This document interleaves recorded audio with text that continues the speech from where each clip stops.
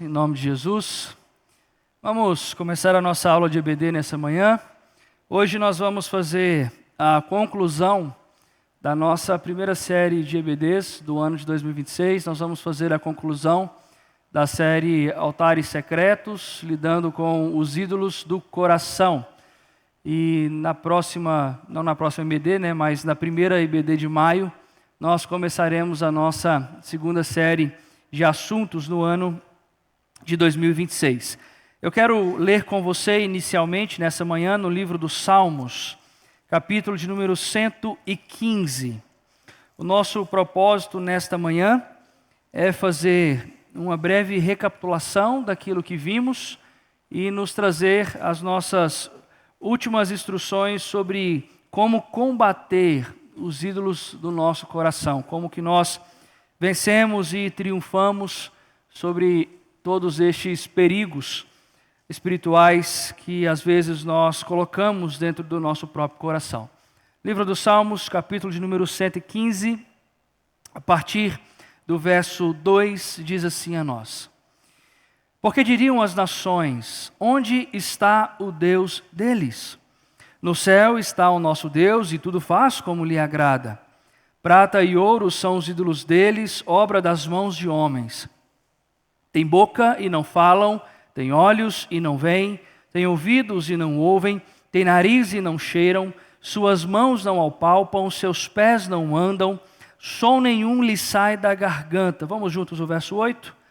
Tornem-se semelhantes a eles os que o fazem e os quantos neles confiam. Vamos orar ao Senhor? Ó Deus, graças nós pedimos da Tua parte nesse momento, Senhor Deus, para podermos estudar a Tua palavra. Nós queremos mais uma vez aprender de Ti e suplicamos que assim o Senhor nos conceda graça para compreender e crescer em entendimento da Tua palavra. É a nossa oração em nome de Jesus. Amém e amém. Irmãos, quando nós começamos essa série chamada Altares Secretos, a primeira coisa que nós fizemos foi definir o que é um ídolo. E essa definição nós precisamos lembrá-la hoje. Por quê? Você precisa sair desta série se lembrando justamente a definição do que é um ídolo, de como funciona a idolatria. A Bale, nós falamos naquela ocasião, define assim para nós: ídolo é tudo aquilo a que o coração se apega e em que confia como segurança definitiva. Ou seja, quando nós colocamos as fontes da nossa confiança, as fontes da nossa segurança em outra coisa, em outra pessoa que não seja o Senhor Deus. Nós fomos criados para relacionarmos com Deus com fé, confiando nele, entendendo que Ele é a nossa segurança. Quando nós pegamos tudo isso que deveríamos dar a Deus e depositamos em outra coisa ou outra pessoa, por mais importante que essa coisa ou pessoa seja, por mais poderosa que essa coisa ou pessoa seja, no lugar de Deus, então ali nós temos um ídolo. Nós temos um altar secreto que foi erigido, que precisa ser destruído pelo poder da palavra do Senhor, através da fé e arrependimento que é gerado em nosso coração. Por isso que o reverendo Felipe Fontes diz assim em um dos seus livros: idolatria é substituição do Deus verdadeiro por um falso Deus. O que acontece quando confiamos em algo, o que quer que seja, como deveríamos confiar em Deus. Esta é a palavra-chave. O que é um ídolo? Um ídolo é a substituição de Deus por alguma coisa. É quando nós olhamos para esta coisa ou pessoa e entendemos: aqui está alguém que pode fazer por mim aquilo que Deus pode fazer. Aqui tem algo ou alguém que tem a mesma glória, o mesmo poder, a mesma majestade que Deus tem. Então, se eu preciso escolher entre Deus e esta coisa, eu escolho esta coisa ou esta pessoa. E assim nós fazemos uma substituição. Tiramos Deus de cena e colocamos a nossa fé, esperança e segurança em alguma outra coisa que foi criada e não no Criador. Então, imagine que no seu coração há um trono. O Senhor Deus deve sentar-se nesse trono. Quando acontece esta substituição do Deus verdadeiro por um Deus falso, o seu trono é ocupado por outra coisa, por outra pessoa. Pode ser diversas coisas como nós vimos até aqui. Pode ser sexo, pode ser dinheiro, pode ser uma ideologia, pode ser inúmeras coisas. Todas as coisas que nós conhecemos, naquilo que nós tocamos, pode ser um potencial ídolo que substitui Deus na nossa vida. E aí, nós damos a esta coisa o nosso amor, damos a esta coisa a nossa fé, colocamos a nossa esperança nisso e começamos a nos conduzir por esta coisa e não por Deus e a sua palavra. Por isso, nós definimos juntos que, de uma forma bem resumida, idolatria é satisfazer os desejos do coração com outra coisa ou pessoa e não com Deus verdadeiro. Essa foi a definição que nós demos juntos naquela primeira aula que nós ministramos sobre este assunto. Ou seja, quando nós conscientemente satisfazemos os nossos desejos com outra coisa e outra pessoa. Todos nós aqui temos desejos no coração, não é verdade? Todos nós temos os nossos anseios. E nós temos aquilo que é talvez mais comum. Nós temos o anseio de ter uma vida confortável, nós temos o anseio de ter uma família bem ajustada, nós temos o anseio por segurança, por paz, por amor, por alegria. E quando nós olhamos para outras coisas em busca disso, de que não Deus, então nós ali caímos no pecado da idolatria. Mas eu preciso que os irmãos não se esqueçam de um ponto primordial que nós falamos naquela ocasião. Idolatria não é só aquilo que é visível. Idolatria não é somente aquilo que nós tocamos. Existem os ídolos do coração, que foi aquilo que nós trabalhamos. Ídolos que talvez você não se dobra fisicamente, mas o seu coração já está dobrado. E nós fizemos naquela ocasião uma comparação entre os ídolos que nós julgamos, da Igreja Católica com os ídolos que às vezes nós carregamos. Todos nós olhamos para a Igreja Católica e dizemos, ali tem uma heresia, ali tem um erro, ali tem algo com o qual nós não podemos compactuar, porque a palavra do Senhor nos diz que nós não podemos fazer imagens do Senhor ou imagens para representar o Senhor. Mas quando nós pegamos qualquer outra coisa e colocamos no nosso coração, ali também temos um ídolo. Você talvez não se dobra fisicamente, mas espiritualmente, na sua alma, você já se dobrou há muito tempo. E então, nós nos lembramos também da fala do pastor Jonas Madureira. A visão bíblica da idolatria revela, portanto, que é possível ser idólatra sem usar as mãos, sem precisar tocar, mas aquilo que conduz a nossa mente, aquilo que conduz os nossos sentimentos, aquilo que conduz os nossos passos, que está instalado dentro do nosso coração. Portanto, ídolos são aquilo que dedicamos nosso amor, confiança e obediência, que deveriam ser dedicados somente ao Senhor, o nosso Deus. E durante as nossas exposições, nós vimos também sobre o perigo da idolatria. Nós pensamos diversas formas, diversas maneiras, causas, consequências, vendo o perigo da idolatria, vendo o quão é importante nós sempre termos consciência de que nós adoramos a Deus e que nosso coração deve ser somente do Senhor, o nosso Deus. E o maior perigo, pessoal, irmãos, que nós precisamos lembrar disso e jamais esquecer, é que a idolatria nos torna semelhante àquilo a quem nós adoramos. Nós somos aquilo que nós adoramos. É simples assim.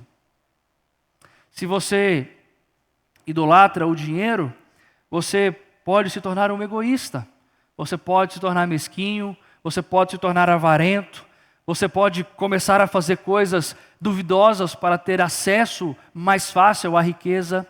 Se você idolatra o sexo, como vimos aqui, você pode ser conduzido a uma vida de masturbação, a uma vida de fornicação, uma vida de pornografia, uma vida de adultério, uma vida de coisas sexuais que são contrárias à palavra do Senhor.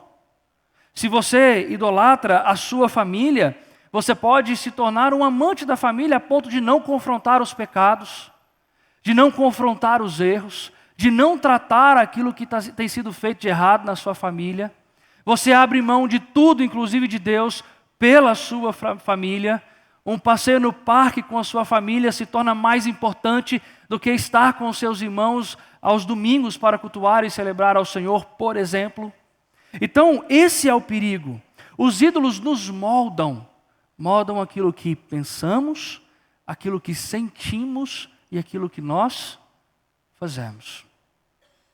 É muito simples de você entender isso. Quem é que molda a nossa vida hoje?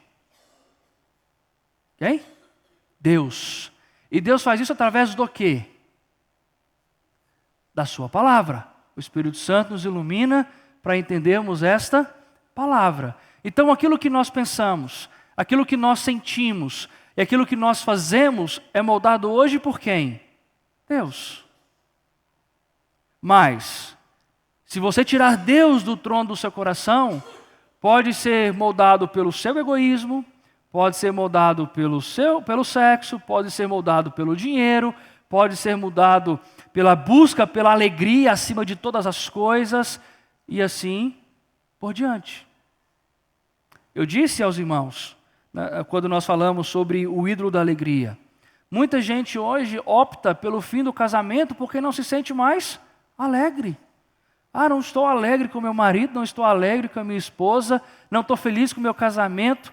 Acho que mais fácil mesmo é a gente terminar, cada um seguir o seu lado, o seu caminho. Mas casamento não é sobre ser alegre. Se fosse só sobre isso, eu acho que nenhum de nós estaríamos casados até hoje. Porque a gente sofre, a gente chora, a gente padece no casamento. É sobre santificação e não sobre alegria. A Bíblia fala que é sobre santificação. O mundo fala que é sobre alegria. O que conduz os nossos passos? O que conduz a nossa visão de mundo em todas as áreas? Bale também nos ajuda quando ele diz assim: as pessoas se parecem com o que veneram, seja para a sua ruína, seja para a sua restauração. Isso aqui é importantíssimo, por quê? Calvino nos ensina que todos nós nascemos com uma fábrica de ídolos que é o nosso coração. Por quê? Todos nós nascemos totalmente depravados. Todos nós nascemos rendidos ao pecado, amantes do pecado. Nós amamos o pecado, fazemos o pecado, praticamos o pecado. O nosso corpo anseia pelo pecado. Só que duas coisas podem acontecer conosco durante a nossa vida aqui e também na eternidade. Ou nós vamos nos entregar a estes ídolos para a nossa ruína e a nossa destruição, não apenas temporal, mas eterna. Ou nós seremos alcançados pela graça do Senhor Jesus, colocaremos Deus como Rei sobre o nosso coração e experimentaremos a restauração espiritual. Desse lado de cá, nós vamos continuar vivendo uma vida impregnada pelo pecado. Uma vida onde tudo que você toca será destruído por causa da sua própria ruína. Desse outro lado, nós seremos habilitados pelo Espírito Santo para nos tornarmos restauradores das áreas da nossa vida. Com Deus sendo o Rei sobre o nosso coração, nós restauramos a nossa forma de entender a alegria, de entender o sexo, de entender o nosso próprio eu, de fazer e pensar sobre finanças. Percebe? Daqui nós nos entregamos e destruímos tudo. Daqui nós somos alcançados, restaurados, e tudo passa a ser restaurado pela graça do Senhor Jesus. Por isso que é importante. Ou nós seremos semelhantes a Jesus, adorando o Deus verdadeiro, ou nós seremos semelhantes à nossa própria ruína com a qual nascemos, adorando os ídolos. É esse o princípio que nós encontramos aqui no Salmo de número 115. Vamos juntos mais uma vez, o verso de número 8. A palavra do Senhor nos diz assim: tornem-se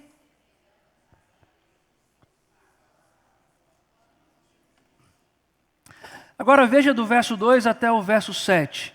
Do que é que o salmista está falando? Ele está falando de idolatria. Ele começa a falar dos ídolos. Eles têm mãos, mas não apalpam, têm pés, mas não andam, têm boca, mas não falam. Eles têm tudo, mas não têm absolutamente nada ao mesmo tempo. O que o salmista está dizendo é: quando o seu coração é dominado por um ídolo, você é cego como este ídolo, você é mudo como este ídolo, você não consegue viver de forma correta como esse ídolo também não pode viver diante de Deus. Percebe o ponto? Se o ídolo domina o nosso coração, nós nos tornamos como ele é, odioso aos olhos do Senhor, o Deus Todo-Poderoso. Por isso que a solução está aí no verso 1, que nós não lemos, mas leremos agora juntos. Diz assim a nós: não a nós, Senhor, não a nós. Vamos juntos? No teu nome da glória, por amor da tua misericórdia e da tua fidelidade. Vamos também ao verso 9. Israel confia no Senhor, Ele é o seu amparo e o seu escudo. Verso 11 também, vamos juntos. Confiam no Senhor os que temem o Senhor, Ele é o seu amparo e o seu escudo. O que o salmista está nos dizendo é que a glória da nossa vida deve pertencer somente ao Senhor.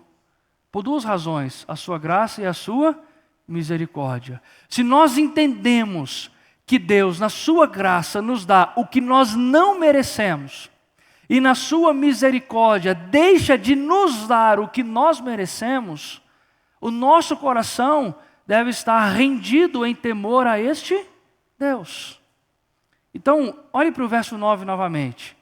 Israel confia no Senhor. Isso deve ser aplicado em nós. De que forma? Lucas confia no Senhor. Carmen confia no Senhor. Chaves confia no Senhor. Gile confia no Senhor. Yasmin confia no Senhor. Natasha confia no Senhor, e assim todos nós, para mim não ficar aqui repetindo o nome de todo mundo. Esse deve ser o ponto do nosso coração.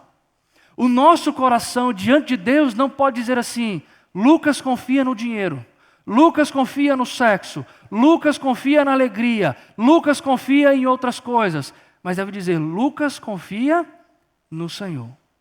A pergunta que eu tentei fazer os irmãos responderem durante todas as nossas aulas é isso: no que ou em quem o seu coração confia? Se sua resposta não é essa, o meu coração confia no Senhor, você tem um problema espiritual. Você tem um pecado a ser arrependido. Você tem algo na sua vida com Deus que precisa ser mudado urgentemente. Você não sabe qual será o seu último dia neste mundo. Você não sabe se o Senhor Jesus vai chamar a sua senha hoje e você vai passar dessa para melhor e vai vestir um paletó de madeira. Essa é uma pergunta que nós deveríamos fazer todos os dias. Em quem eu confio? Em quem o meu coração deposita a sua fé? Porque se você morrer com o seu coração confiando em outra coisa que não seja o Senhor, o seu lugar não será a Nova Jerusalém. O seu lugar será o lago de fogo e enxofre. Eu não estou falando apenas da sua alegria e do seu bem aqui. Eu tentei fazer os irmãos pensar sobre a eternidade. Não é sobre aqui e agora apenas, mas sobre a nossa vida eterna. Como nós vamos vivê-la? Na presença de Jesus dizendo, meu coração confia no Cordeiro que Deus providenciou para mim. Ou se vamos estar lá no lago de fogo e enxofre, junto com Satanás, os demônios, os pagãos, dizendo, eu confiei no dinheiro, eu confiei na alegria, eu confiei no sexo e agora estou aqui, junto com os demônios. Por acaso algum de nós aqui somos demônios? Não, irmãos, nós somos chamados para sermos filhos da luz, filhos de Deus, e isso começa no nosso coração. O perigo dos ídolos, portanto, é que eles distorcem nossa visão sobre Deus. A gente tem uma visão distorcida sobre Ele, uma visão distorcida sobre o próximo, uma visão distorcida sobre nós mesmos, uma visão distorcida até da criação de Deus. Quantas pessoas, ao invés de contemplarem a glória de Deus, ao olharem para as estrelas, perdem tempo com o horóscopo e outras coisas, tentando encontrar o sentido da vida naquilo que foi criado e não no Criador de tudo aquilo. A gente começa a entender a vida completamente distorcida e completamente errada.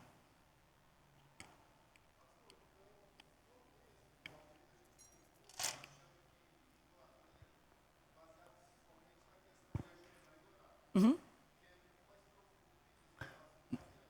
Muito mais profundo.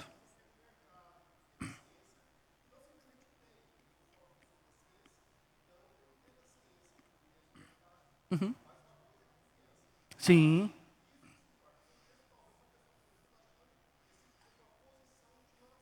Uhum.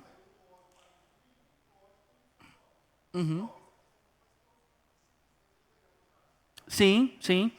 E isso é um ponto importante, Crispim, porque se nós olharmos para a Bíblia, como é que nós expressamos a nossa devoção para com Deus?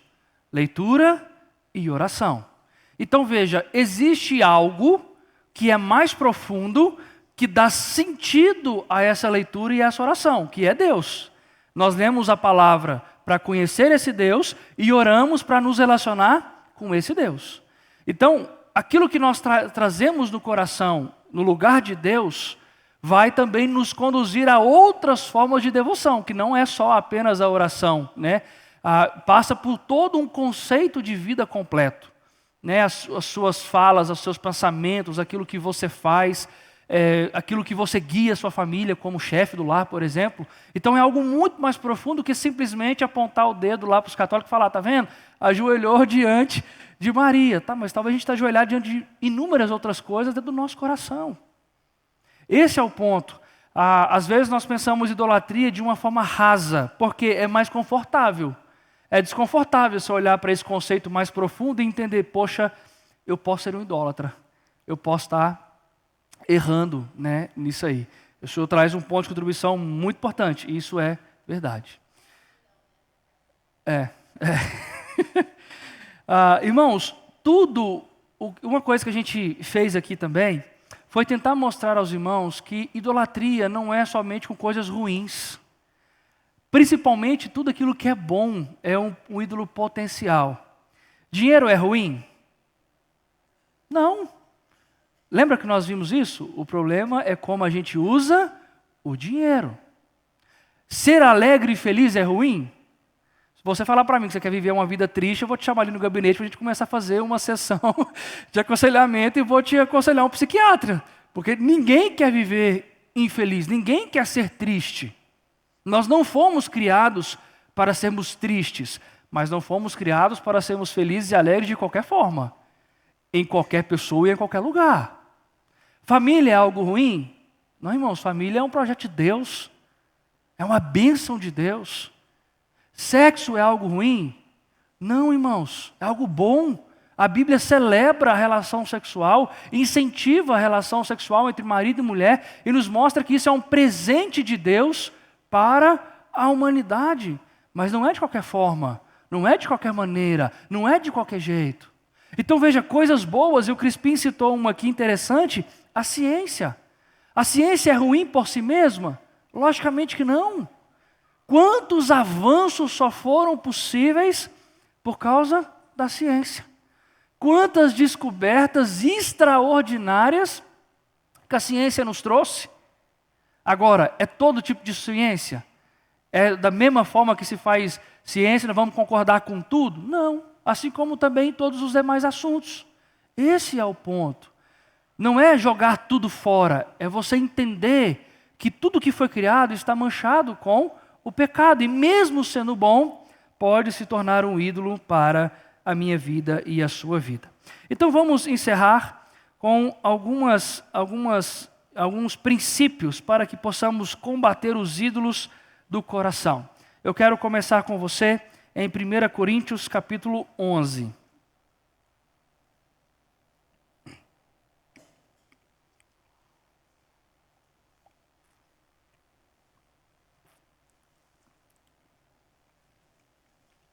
Verso de número 28.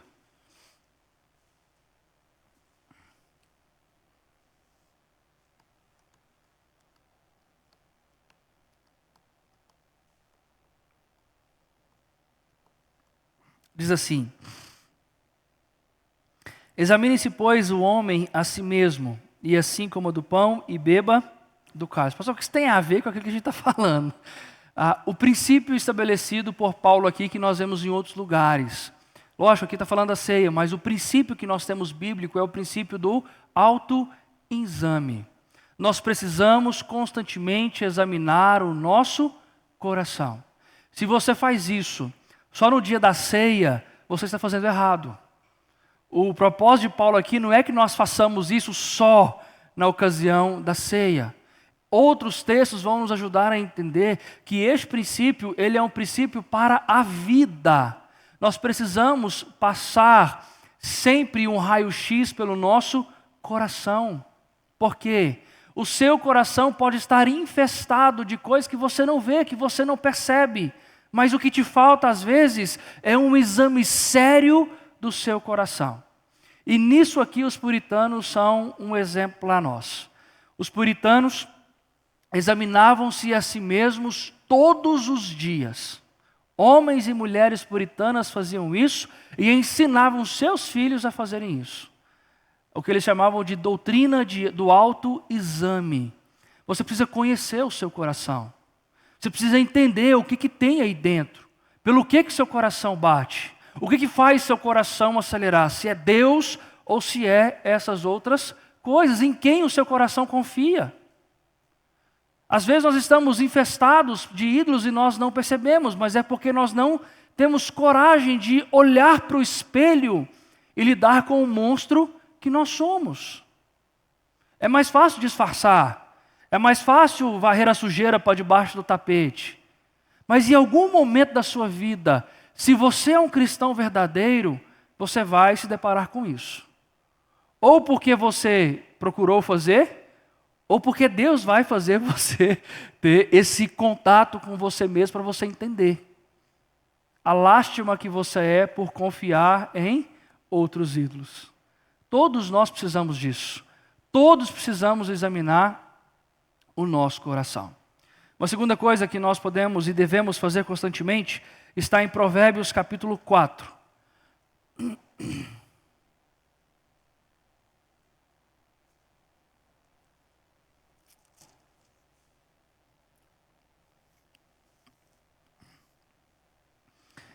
Vamos juntos? Provérbios 4, 23.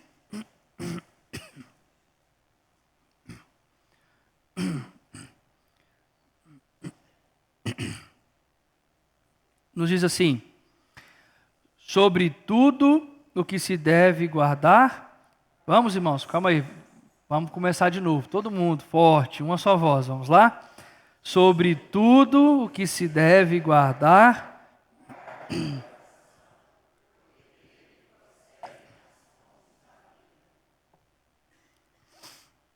Na literatura bíblica, aquilo que conduz quem somos não é a nossa mente.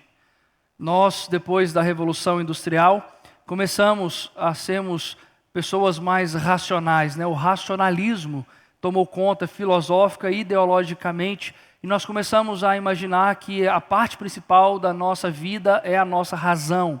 Não. biblicamente falando, a parte fundamental do nosso ser é o coração. Porque é do coração que procedem coisas boas e coisas ruins. Lembra de Jesus em Mateus, capítulo 6, no Sermão do Monte? Do bom coração, tiramos coisas boas. Do mau coração, tiramos coisas más. Então, a questão é o coração.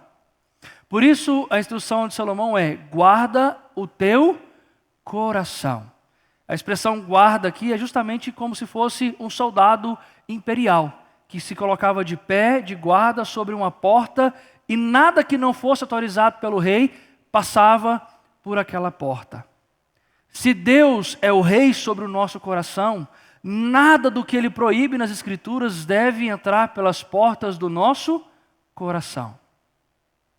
Nós somos chamados para ter uma postura firme, mas é o que nós muitas vezes fazemos? Saímos de cena e deixamos entrar toda a sujeira, todo tipo de entulho. E quando a gente vê, não tem mais lugar onde Deus reine na sua glória, porque o nosso coração está entupido de lixo, entupido de pecado, entupido de coisas que Deus odeia. Por isso nós devemos guardar o nosso coração, segundo a palavra do Senhor, o nosso Deus. E Salomão nos dá a razão. Dele procede as fontes da vida. Nosso coração só pode ter duas fontes de água: a água amarga do pecado ou a água doce da palavra do Senhor. Uma das duas águas você vai despejar sobre os seus filhos, sobre sua família, sobre os seus irmãos na fé, os seus colegas de trabalho, aonde Deus te levar. Algum tipo de água você vai depositar na vida daqueles que estão ao seu redor. Seja água amarga ou doce. O problema é a água em si? Não, o problema é o seu coração. Porque é de lá que essas águas procedem, essas fontes procedem. Alguém tinha chamado meu nome aqui antes da gente ler o texto. Quem foi que chamou meu nome? Ou eu estou ouvindo vozes? Ok, vamos continuar. Se você quiser de novo, mas eu ouvi, eu tenho certeza que alguém falou pastor. Mas se alguém depois quiser falar, fique à vontade. Isso nos leva ao terceiro princípio, que está em 2 Timóteo, capítulo de número 3.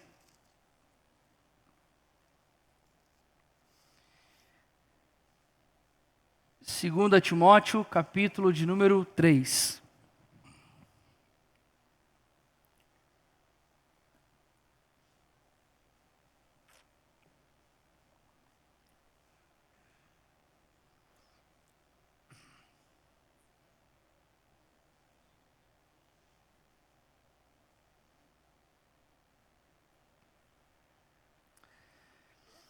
Verso 16.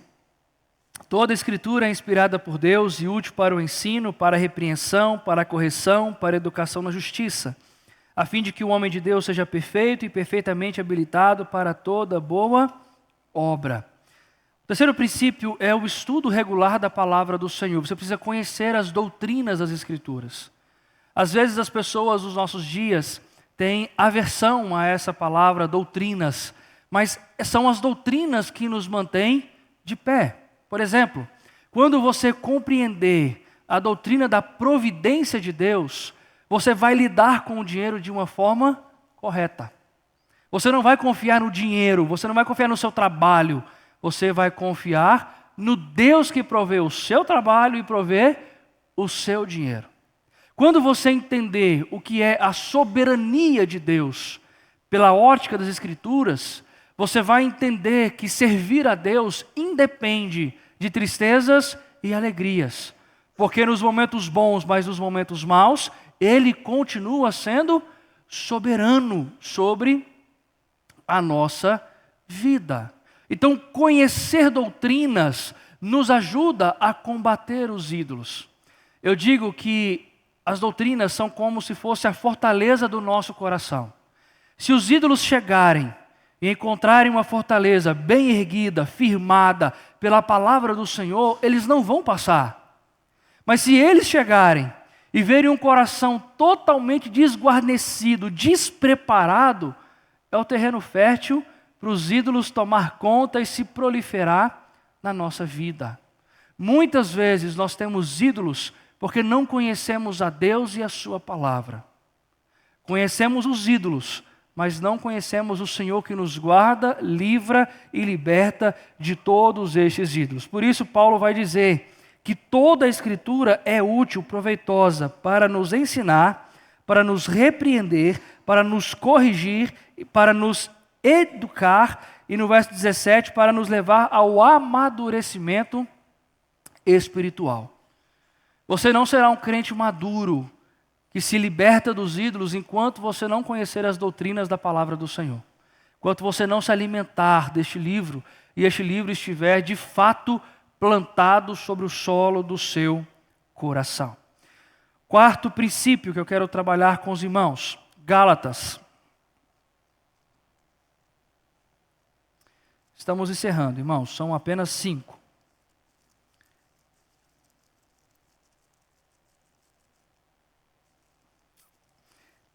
Gálatas capítulo de número 5.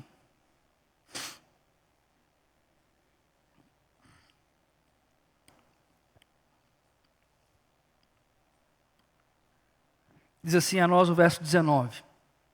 Ora, as obras da carne são conhecidas e são prostituição, impureza, lascívia, idolatria, feitiçarias, inimizades, porfias, ciúmes, iras, discórdias, dissensões, facções, invejas, bebedices, glutonarias e coisas semelhantes a estas, a respeito das quais eu vos declaro, como já outrora vos preveni, o quê? Que não herdarão o reino de Deus os que tais coisas praticam. Mas aí Paulo continua. Mas o fruto do Espírito é amor, alegria, paz, longanimidade, benignidade, bondade, fidelidade, mansidão, domínio próprio. Contra estas coisas não há lei. E os que são de Cristo Jesus crucificaram a carne com as suas paixões e concupiscências. Quarto princípio, seja cheio do Espírito Santo. É impossível lidar e se libertar dos ídolos sem ser cheio do Espírito Santo do Senhor. Não estou falando sobre falar em línguas, rodar e fazer coisas que a gente vê por aí. Estou falando de realmente você ter a sua vida conduzida pela ação do Espírito Santo. De você ouvir a voz do Espírito Santo e não a voz do seu próprio coração caído. Estou dizendo de você saber identificar aquilo que são obras da carne daquilo que são obras do Espírito Santo na sua própria vida. Todos nós recebemos este fruto do Espírito, todos nós.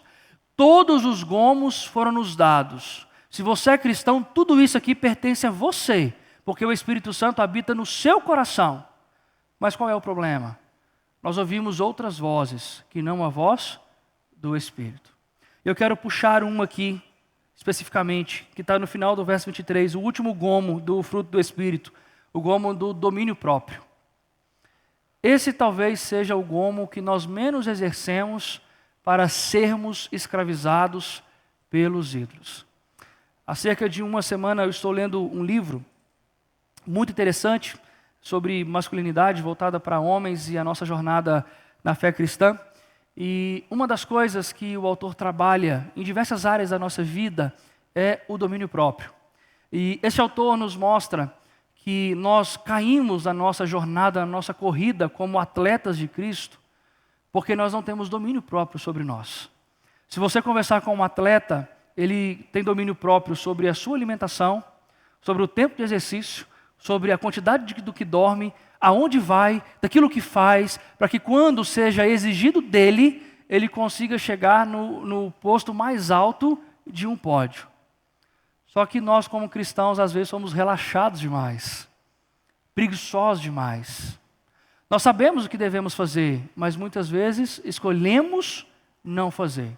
Aí não me diga que assim, pastor, é porque eu não tenho força. Pastor, porque eu não tenho vontade. Pastor, porque eu sou assim mesmo, Deus me fez assim.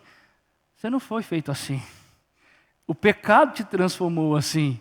Mas se você foi alcançado por Cristo, nos diz que as nossas paixões já foram crucificadas nele.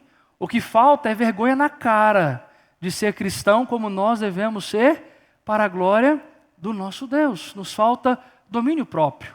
Domínio próprio ao lidar com o dinheiro, domínio próprio ao lidar com as alegrias e tristezas da vida, domínio próprio ao lidar com a família, domínio próprio ao lidar com a questão da sexualidade. Nos falta domínio próprio. Falta-nos ter coragem, empenho e dedicação para dominar os impulsos pecaminosos do nosso coração. Sim, só vencemos ele pela ação do Espírito Santo. Mas a Bíblia nos ensina que este Espírito que habita em nós nos habilita para vencer esse pecado. Ele nos habilita, só que a guerra é nossa. Ele nos habilita, só que nós somos os soldados. E nós muitas vezes escolhemos não guerrear. Escolhemos simplesmente nos entregar nas mãos do inimigo. Isso não é culpa de Deus, isso não é culpa do Espírito Santo, isso não é culpa da palavra, isso não é culpa, Deus me fez assim, isso é culpa sua. Você não tem vergonha na cara para fazer aquilo que precisa ser feito. Você não ama Jesus o suficiente para dominar aquilo que precisa ser dominado, segundo a palavra de Deus nos ensina. Esse é o problema. É isso que falta a nós. Domínio próprio sobre o nosso coração. Por fim, quero ler com os irmãos 1 Tessalonicenses capítulo 4. E aqui nós encerramos.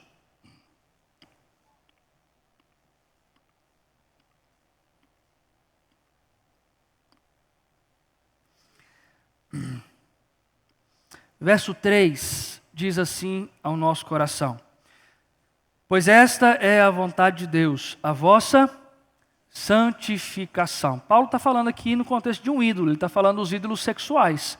Mas a santificação é a vontade de Deus para nós em todas as áreas da nossa vida. E nós precisamos crescer em santidade todos os dias. Todos os dias fazer o pecado morrer e Cristo reinar em nosso coração. Precisamos abandonar os pecados e viver de mãos dadas com o Senhor Jesus, para que Ele reine sempre em nosso coração. Esse é o grande ponto. Entendermos que a nossa vida cristã não pode ser vivida de qualquer jeito, de qualquer maneira. Ela precisa ser vivida em santificação, em santidade ao Senhor, em santidade àquele que nos salvou, entendendo que foi justamente a falta de santidade que fez com que Cristo Jesus fosse crucificado na cruz por nossa causa. Foram os nossos pecados.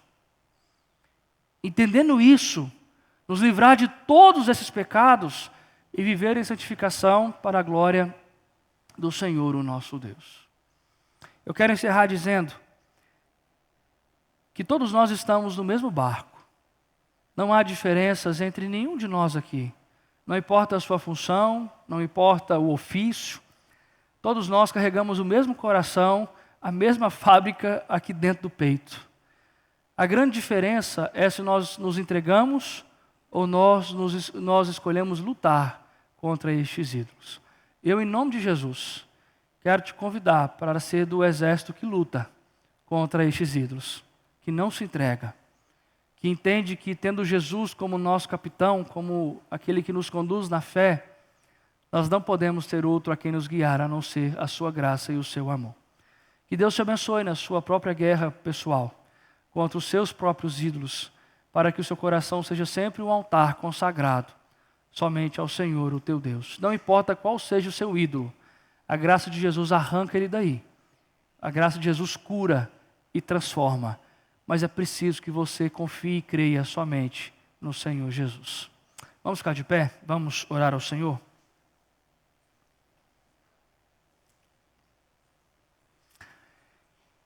Senhor nosso Deus, nós nos colocamos diante de Ti com o nosso coração manchado pelos nossos pecados, pelos ídolos que muitas vezes carregamos, pedindo ao Senhor que faça uma limpeza em nós.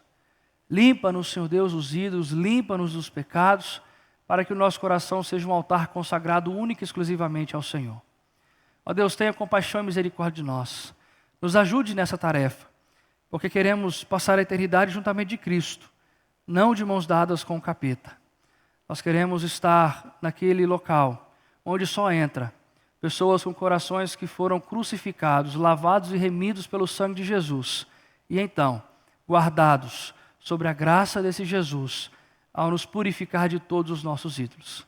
Que seja assim em nós, para a glória do Senhor. Em nome de Jesus. Amém e amém. Deus abençoe, irmãos. Até às 19 horas, em nome de Jesus.